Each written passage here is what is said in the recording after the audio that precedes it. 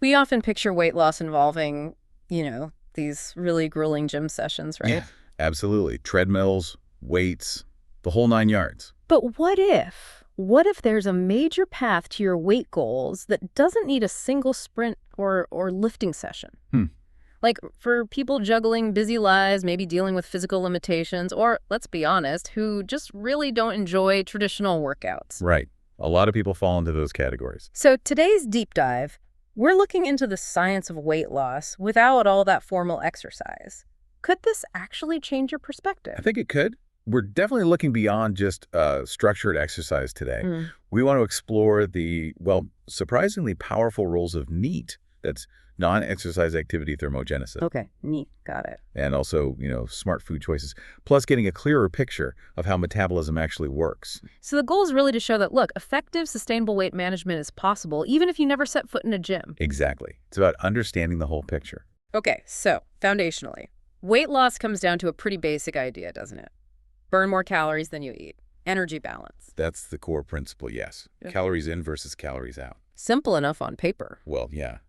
And to see how we can tip that balance without dedicated gym time, we need to look at what makes up your total daily energy expenditure, or TDEE. Right, all the calories your body burns just existing and moving through the day. Precisely. So that includes your BMR, basal metabolic rate that's just keeping the lights on, basic functions at rest. Okay. Then there's T, the thermic effect of food energy used to digest what you need. Right, food takes energy to process. Then eat, exercise activity thermogenesis. That's your planned workouts, the stuff we usually focus on. The gym stuff. Exactly. And finally, the star of our show today, NEAT, non-exercise activity thermogenesis. And it feels like most advice just screams, boost your eat, go harder, longer. It really does. But what's fascinating and what our sources really highlight is how much NEAT can be underestimated. Its impact is potentially huge. How huge are we talking? Well, the contribution of NEAT to your total daily burn can vary massively, like from maybe 15% for some people all the way up to 50% for others. 50%. Wow. That's a lot more than I would have guessed. It is, and that huge range really shows how much our everyday movements, the non-exercise stuff, can genuinely shift our energy balance. Okay, so let's dive into this NEAT thing then. The power of NEAT. We're not talking lifting heavy weights or running marathons. No. It's just moving, like standing up, walking around the office, fidgeting even. It sounds almost too simple. It does sound simple, but the science behind it is actually pretty solid. Dr. James Levine at the Mayo Clinic did a lot of the key research here. Okay. And his studies consistently find this link. People with higher NEAT levels tend to have lower body weights, even when they're eating roughly the same number of calories as people with lower NEAT. So it's not just about what you eat, it's how much you move in these small ways. Exactly. There was this one really interesting overfeeding study. They gave lean people extra calories. Okay, what happened? Did they suddenly feel compelled to go running? No, not really. They didn't consciously start exercising more. Instead, their bodies just ramped up their NEAT automatically. Seriously? Yeah, they started burning an extra like 350 to 500 calories a day just through these spontaneous non-exercise movements. Fidgeting more, standing more, shifting position. That is fascinating. It's like our bodies have this built-in sort of thermostat for energy that uses these little movements. Kinda, yeah. It suggests a more intuitive way our bodies try to manage energy balance. Okay, so let's get practical. How can people actually, increase their NEAT? What can you do day to day? Good question. It's often about small tweaks, things you barely notice, like just standing instead of sitting when you can. Does that really burn many more calories? It adds up. Research suggests maybe 0.15 more calories per minute. So over an hour, that's an extra 50, maybe 60 calories just by being on your feet. Okay, so stand at your desk sometimes, maybe pace during calls. Exactly. And taking short movement breaks. Like every hour, just get up for 2 or 3 minutes, walk around, stretch a bit. It accumulates. So setting a little timer, maybe stand up, walk to get water. Perfect. And just generally walking more. The classic advice, park further away. Take the stairs, always the stairs. Always the stairs. Walk during phone calls if you can. Use part of your lunch break for a quick walk outside. Okay. Even chores count. Cleaning with a bit more vigor, gardening, cooking actively instead of just standing still playing with kids or pets. It's all movement. It all adds to NEAT. And fidgeting. You mentioned fidgeting. Yeah, believe it or not. Tapping your foot, bouncing your leg, fiddling with a pen. Those little unconscious movements can actually contribute a surprising amount over a whole day. Huh. Maybe my fidgeting isn't so bad after all. Could be burning calories. So all these little bits, they genuinely add up. They really do. Yeah. And the potential total impact, it can be pretty dramatic. Some estimates suggest a really high NEAT lifestyle could burn up to maybe 2,000 extra calories a day in some individuals. 2,000, that's like running quite a few miles, isn't it? It's a significant amount of energy, comparable to serious exercise, yeah. And the big advantage here, I guess, is sustainability. Exactly. That's a huge point. Intense workout routines can be tough to stick with week after week, year after year. Yeah, life gets in the way. Motivation wanes. But these small, neat habits, standing more, walking breaks, taking the stairs, you can integrate them into your life so they just become automatic. Much easier to maintain long term. Right. Okay. So we've covered the calories outside, focusing on boosting NEAT. Let's flip the coin. The calories inside, what we eat, clearly that's critical too, especially if we're not relying on exercise to burn loads of calories. Absolutely critical. Strategic food choices are, well, maybe even more important in this context. They manage the intake side and support weight loss powerfully. Where should we start? Maybe protein. Yes, protein. Everyone talks about it for muscles, but it's key for weight management too, right? Definitely.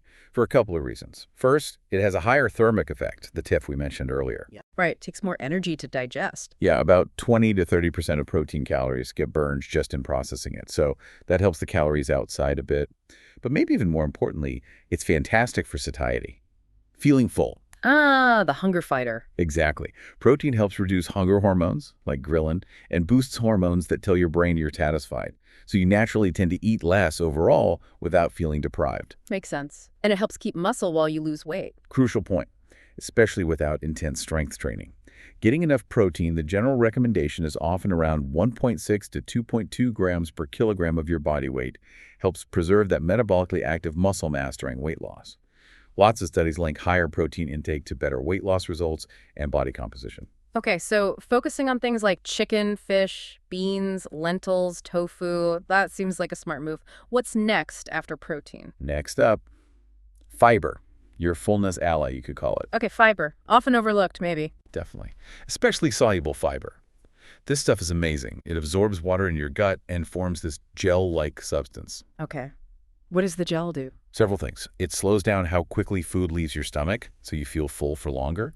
It can actually slightly reduce the number of calories you absorb from your food. And it feeds your good gut bacteria, which has knock-on benefits for metabolism. Wow, fiber's doing a lot of work there. It really is.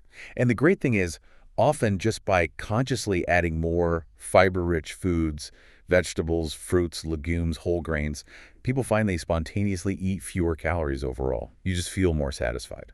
So loading up on veggies and whole foods pays off in more ways than one. Got it. Now, you also mentioned something called volume eating in the sources. What's that about? Ah, yes, volumetrics. It's a really practical concept. It focuses on foods that have high water content and therefore low calorie density. Like salads? Soups? Exactly. Think leafy greens, cucumbers, zucchini, berries, melons. Also broth-based soups, oatmeal cooked with water or milk. These foods take up a lot of space in your stomach for relatively few calories. So you can eat a big plate and feel physically full, but the calorie hit isn't huge? Precisely. The idea is that we tend to eat a similar weight or volume of food each day to feel satisfied. So if you fill up on these high-volume, low-calorie foods, you can feel just as full or even fuller while consuming fewer calories compared to eating smaller portions of really dense foods like, say, cheese or nuts or pastries. That makes a lot of sense. Fill the stomach with bulky, watery stuff. Okay. What about when we eat? Does meal timing or structure matter much if we're not doing intense workouts? It's definitely secondary to total calories and food choices, but yeah, there can be some benefits. For instance, having protein earlier in your meal, or maybe earlier in the day. Protein first approach. Yeah, it can help boost that satiety signal right from the start. Yeah. And there's some emerging research suggesting that eating more of your calories earlier in the day, front-loading, might align better with our natural metabolic rhythms, although the jury's still out on how significant that is for everyone. Interesting. And then there's mindful eating. Just, slowing down, paying attention to hunger and fullness signals, avoiding distractions that can genuinely help prevent accidentally overeating. Good reminder. Put the phone down while eating. Always a good idea. Okay, so we've got NEAT for the out and strategic food choices, protein, fiber, volume for the in. But Metabolism, that word throws people. Lots of myths, lots of confusion, right? No. Especially around weight loss without formal exercise. Absolutely. Metabolism is complex, and it's easy to get tripped up by misconceptions. Yeah. Let's tackle a few common ones. First, metabolic adaptation. The idea that your metabolism slows down when you diet. It's real, yes. When you cut calories consistently, your body does adapt to try and conserve energy. Your resting metabolism might dip a bit. You might become slightly more efficient with calories. Hormones shift. It happens. So dieting does slow metabolism. Is that a big problem? It's usually manageable. We're talking maybe a 5 to 15% reduction beyond what you'd expect just from weighing less. It's not usually this dramatic shutdown people fear. And importantly, you can take steps to mitigate it. Like what? Like keeping protein intake high, as we discussed. That helps preserve muscle, which burns calories. Incorporating some resistance activity, even basic body weight stuff helps too. And things like diet breaks periodically. Eating at maintenance calories for a week or two can sometimes help nudge things back up. Okay, so adaptation is real, but not necessarily a deal breaker. What about metabolic damage? People worry they've permanently broken their metabolism from dieting. Yeah, that's a big fear, but the evidence doesn't really support the idea of permanent damage. A lot of that concern came from studies like the one on the Biggest Loser contestants, who saw significant metabolic slowing after very extreme weight loss and exercise. Right, I remember hearing about that. But later analysis suggested a lot of that was probably due to the massive muscle loss they experienced, plus the timing of when measurements were taken. For most people, metabolic adaptation generally reverses or normalizes once they reach a stable weight and maintain it.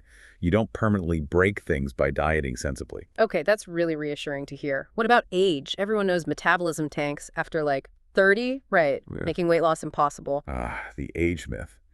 This is where some really cool recent research comes in. Dr. Herman Plontzer's group looked at energy expenditure in over 6,400 people, from babies to 95-year-olds. Wow, huge study. What did they find? It was pretty surprising. When they adjusted for body size and muscle mass, they found that metabolic rate is actually remarkably stable between the ages of about 20 and 60. Stable, Yeah. not declining. Pretty stable, yeah. The significant drop-off doesn't typically start until after age 60. So why do so many people gain weight in their 30s, 40s, 50s? It's more likely due to gradual lifestyle changes, becoming less active overall, lower NEAT, maybe less eat too, and gradually losing some muscle mass over time. It's probably not the metabolism itself just plummeting. That's actually really empowering. It means age isn't necessarily this metabolic doom sentence. Exactly.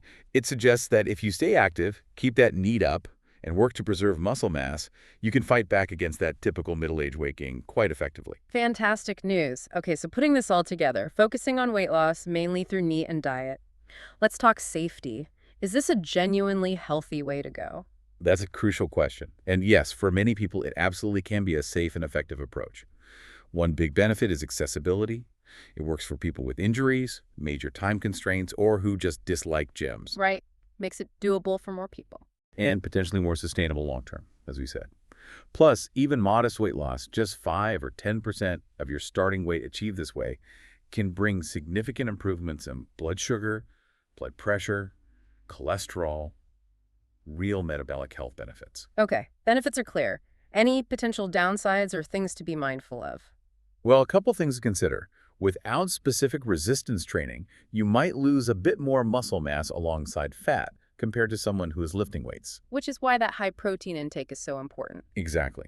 Also, while high NEAT is great for overall health and burns calories, it might not give you the same targeted improvements in cardiovascular fitness like VO2 max that structured aerobic exercise does. Okay. And maybe some aspects of functional fitness like raw strength or power might not improve as much as they would with specific training. So trade-offs potentially. How can someone minimize those concerns if they're going the exercise-free route? Well, number one is hammering that protein goal, 1.6 to 2.2 grams per kilo. That's your best defense against muscle loss in this scenario. And trying to include some kind of resistance activity, even if it's not formal exercise. Bodyweight squats, push-ups against a wall or counter, lunges. Things that challenge your muscles a bit can make a difference. Doesn't have to be heavy weights in a gym. Nope. And maximizing NEAT, getting lots of walking and general movement in, does provide some cardiovascular benefit. Yeah. It's definitely better than being sedentary. Right. Okay, this all sounds very logical and, frankly, quite appealing for a lot of people. So let's get practical. Someone's listening, they're thinking, okay, I want to try this. What are the actual steps to create an exercise-free weight loss plan? All right, step 1, set realistic expectations. This is key. Aim for slow, steady progress. About 0.5 to 1% of your body weight per week. So maybe 1 to 2 pounds a week for most people. Yeah, something in that range. Slower loss is generally easier to sustain and helps preserve muscle better. And please, focus on more than just the scale number. Notice improvements in energy, mood, how clothes fit, sleep. Those non-scale victories matter. Good point. Patience and a broader definition of success. Step 2. Step 2 is figuring out a rough calorie target. You can use online TDEE calculators to search for one. They'll ask for age, sex, height, weight, and an activity level. Even if your activity is mostly neat, you can estimate based on descriptions like lightly active or moderately active. Okay, get an estimate of maintenance calories. Right. And then aim for a moderate deficit, maybe 15 to 25% below that maintenance number. So if maintenance is, say, 2,000 calories, you might aim for 1,500 to 1,700. Not a huge, drastic cut. Definitely not. Avoid going super low, generally below 1,200 for women or 1,500 for men, is discouraged without medical supervision. It makes sticking to the plan hard, can lead to nutrient issues, and increases muscle loss risk. Sensible deficit. Got it. Step 3. Step 3, optimize your food environment. Make the healthy choice the easy choice. How do we do that? Keep healthy stuff, fruits, veggies, lean proteins, whole grains, yogurt visible and accessible. Maybe do some meal prep or snack prep when you have time. Have healthy options ready to grab. Exactly. And try to minimize having ultra-processed, highly tempting foods right there in the house. If they're not there, you can't eat them easily. Create a little distance from trigger foods if you need to.